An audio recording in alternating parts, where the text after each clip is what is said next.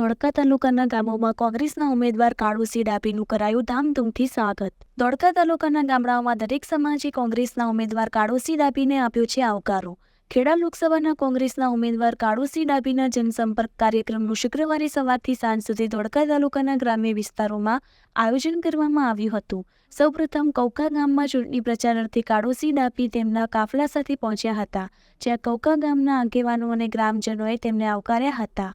આ નિમિત્તે ઉપસ્થિત અમદાવાદ જિલ્લા કોંગ્રેસ પ્રમુખ અમરસિંહ સોલંકી, ખેડા જિલ્લા કોંગ્રેસ પ્રમુખ ચંદ્રશેખર ડાભી અને ખેડા લોકસભાના કોંગ્રેસના ઉમેદવાર કાળુસિંહ ડાભીએ ચૂંટણીલક્ષી પ્રવચનો કર્યા હતા।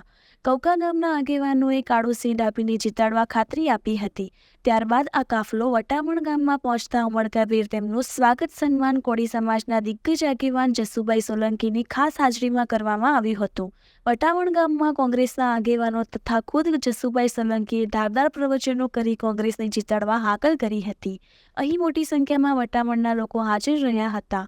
આ કાર્યક્રમમાં ભાજપના કાર્યકરોએ ભાજપ છોડીને કોંગ્રેસમાં જોડાતા તેમને કોંગ્રેસનો ખેસ પહેરાવી કાળુસિંહ ડાભીએ આવકાર્યા હતા।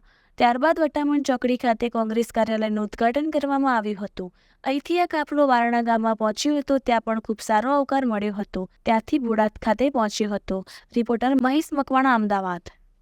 ખેડા લોકસભાના ઉમેદવાર કાળુસિંહ ડાભી જ્યારે ધોળકા તાલુકા વિધાનસભાની અંદર આવ્યા પધાર્યા છે, લોકોનો ખૂબ ઉત્સાહ છે અને ઘણા સમયથી પણ અહીંની પ્રજા કોંગ્રેસને વરેલી છે, પણ આ વખત બધાએ એટલી કમર કચકચાઈ છે કે અહીંથી ધોળકામાંથી કાળુસિંહને અમે લીડ આપી અને આગળ મોકલવાના છીએ।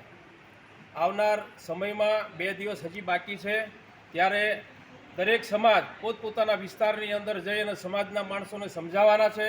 કોળી પટેલ હોય, માઇનોરિટી સમાજ હોય, એસસી સમાજ હોય, દલિત સમાજ હોય, ક્ષત્રિય સમાજ હોય, તમામ સમાજ આજે કાળુસિંહ જોડે છે।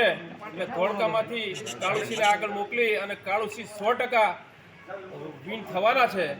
અહીંની અંદર પ્રથમ જે દેવસિંહ સાહેબ હતા, મિત્રો, દેવસિંહ સાહેબ ગયા પછી અહીંના સાંસદ કોઈ ગામડામાં આવ્યા નથી, કોઈ પણ ગામની અંદર વિકાસના કામોની અંદર ગ્રાન્ટો આપી નથી।